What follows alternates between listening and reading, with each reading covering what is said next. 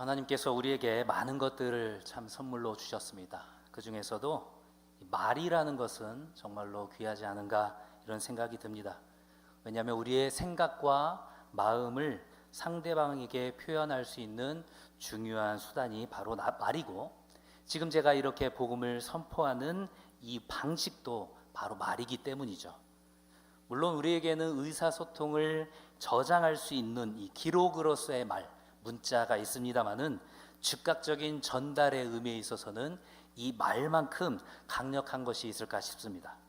말이 얼마나 중요한지 우리 모두 잘 알고 있죠. 그 파급력이 얼마나 큰지도 우리는 잘 알고 있습니다. 그래서 잠언 기자는 적절하게 사용된 말에 대해서 이렇게 비유로 표현을 하고 있죠.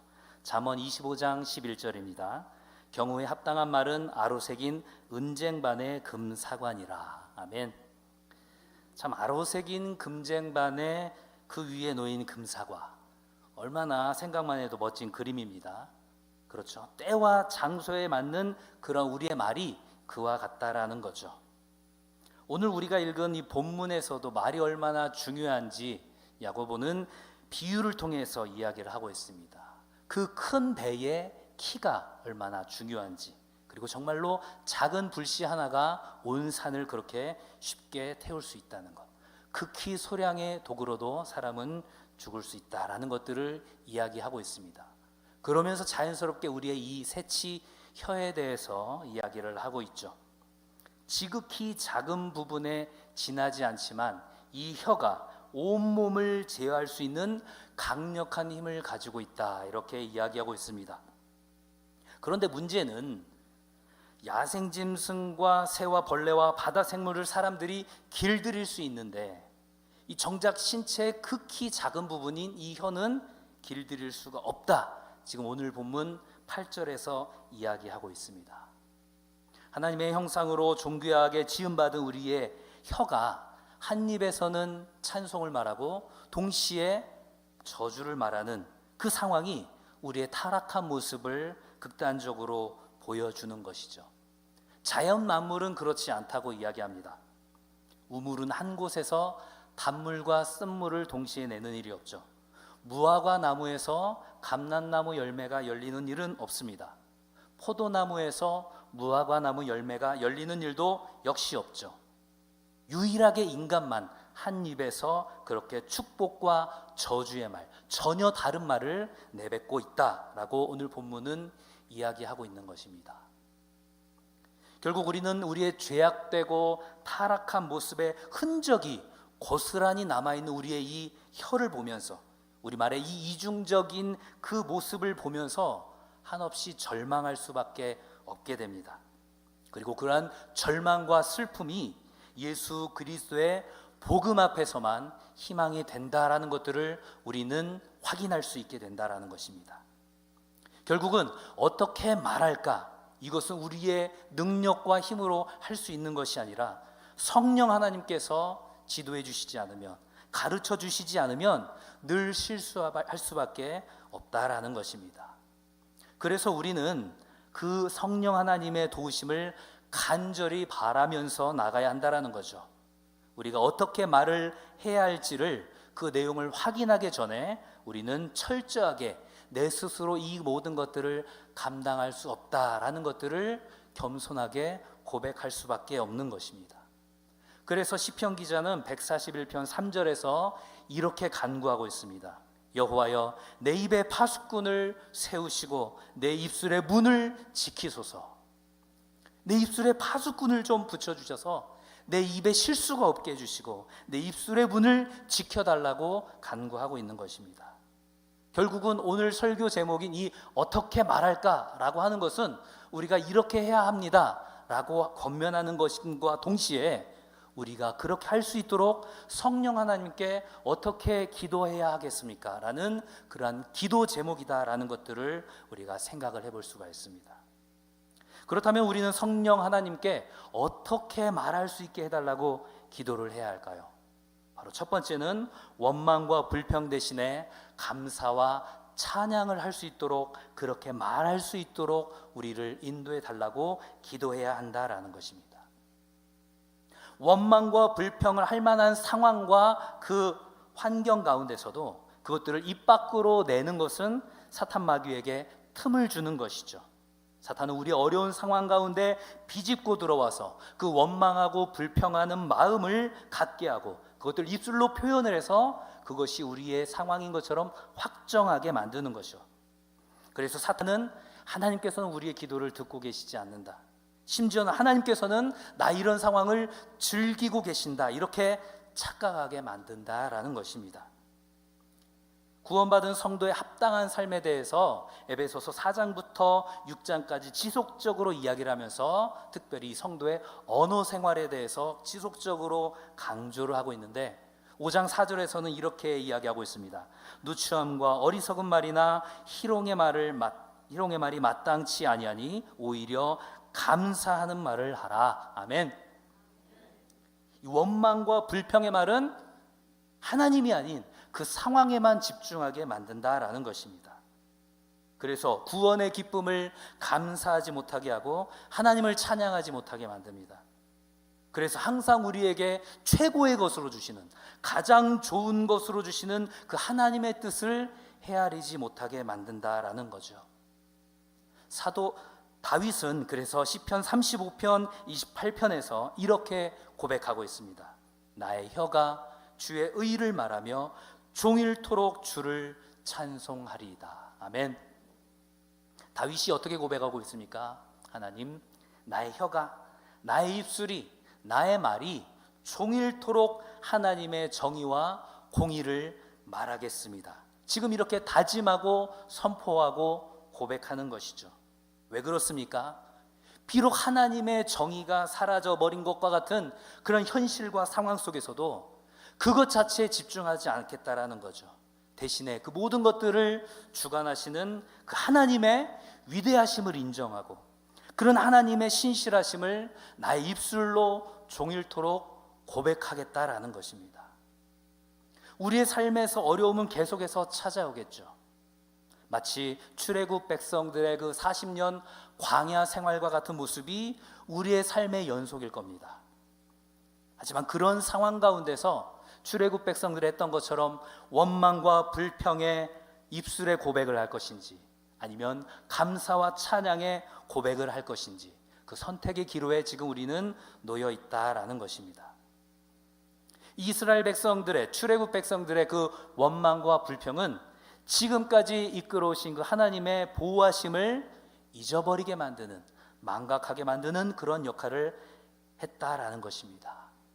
사랑하는 성도 여러분, 우리의 상황이 어렵고 힘들수록 그 상황 자체에 집중하기보다는 그 모든 것들을 주관하시는 하나님께 집중하게 되길 소망합니다. 그래서 우리의 원망과 불평 대신에 감사와 찬양의 고백을 하는 우리 모두가 되기를 소망합니다. 우리가 어떻게 말해야 할까? 그것들을 어떻게 성령 하나님께 기도해야 하겠습니까? 바로 두 번째는 이것이죠. 비난과 조롱 대신 축복과 격려를. 부당한 대우를 받거나 상대방의 행동이 마음에 들지 않을 때 우리는 분노하게 되고 혹은 섭섭한 마음이 들게 됩니다. 혹은 다른 사람들의 그 잘못된 모습을 보면서 우리의 기준으로 평가를 하기도 하죠. 이런 상황 속에서 종종 우리의 마음의 상태를 입술로 표현을 하게 되죠. 바로 비난과 조롱이라는 단어로 말이죠. 그리고 때로는 내가 실질적인 어떤 해를 입지 않았음에도 불구하고 이 정의라는 이름하에 특정인을 비방하고 조롱하는 경우들도 있습니다. 사도 바울은 에베소 교회 성도들에게 덕이 되는 말을 할 것을 권면을 하고 있습니다. 에베소서 4장 29절입니다. 무릇 더러운 말은 너희 입 밖에도 내지 말고 오직 덕을 세우는데 소용되는 대로 선한 말을 하여 듣는 자들에게 은혜를 끼치게 하라. 아멘. 여기서 이 더러운 말이 바로 이런 비방과 험담과 확인되지 않은 소문과 그런 무익한 말들이죠. 사도 바울은 이 더러운 말들을 하지 말라고 권면하는 것이죠. 왜 그럴까요? 이런 말이 우리 신앙생활에 전혀 도움이 되지 않는다라는 것입니다. 아니, 도움이 되지 않을 뿐만 아니라 성도들을 걸려 넘어지게 할 수 있다라는 것이죠. 이 비난과 조롱의 말 대신에 축복과 격려의 말을 하라는 것이 상대방의 이 비위를 맞추라는 의미가 절대 아닙니다.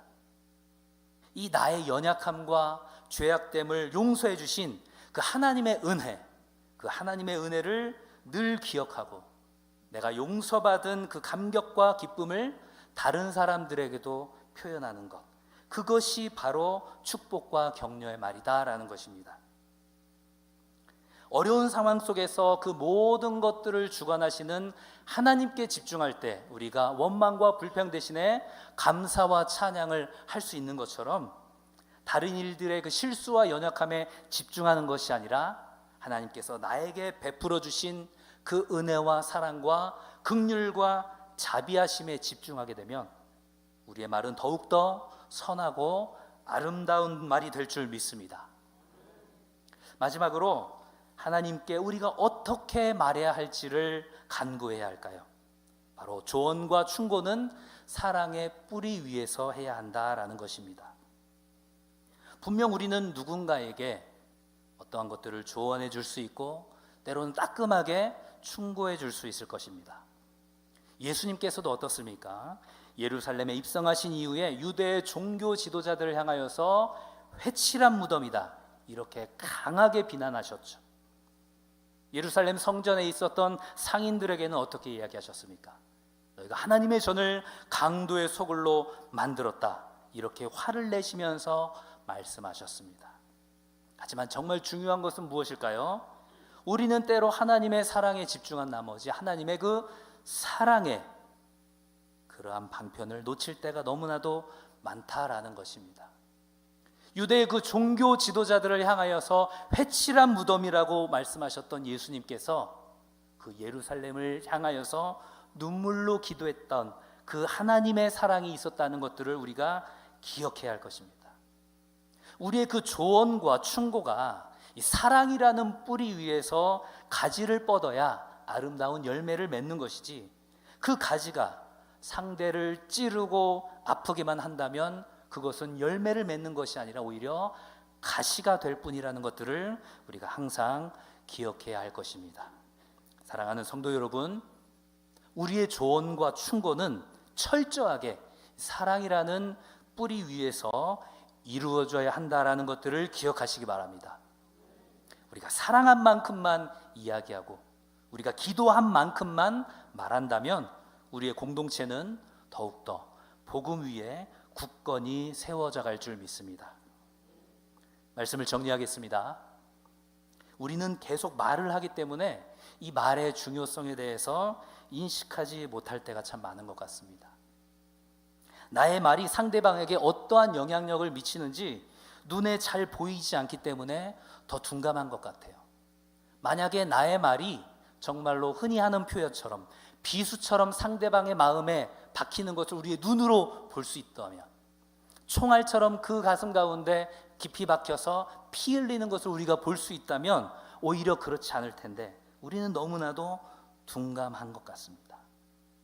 야고보는 세상의 어떤 짐승과 동물들은 다 길들일 수 있어도 우리의 혀는 우리의 힘으로 길들일 수 없다라고 말합니다. 그렇기 때문에 우리는 이러한 절망적인 상황 앞에서 예수님께 나아가야 할 줄로 믿습니다. 성령 하나님의 도우심을 늘 간구해야 하는 것입니다. 어떻게 간구해야 될까요? 성령 하나님, 원망과 불평 대신에 내 입술에 감사와 찬양이 있게 하여 주시옵소서. 성령 하나님, 비난과 조롱 대신에 축복과 격려의 말을 하게 하옵소서. 성령 하나님, 내가 하나님의 사랑받은 자임을 기억하고 그 사랑 안에서 조언하고 충고하는 자가 되게 하옵소서. 그렇게 날마다 기도하며 그렇게 하나님께 나아가게 되기를 간절히 소망합니다. 이 시간 선포된 말씀을 생각하면서 함께 찬양하며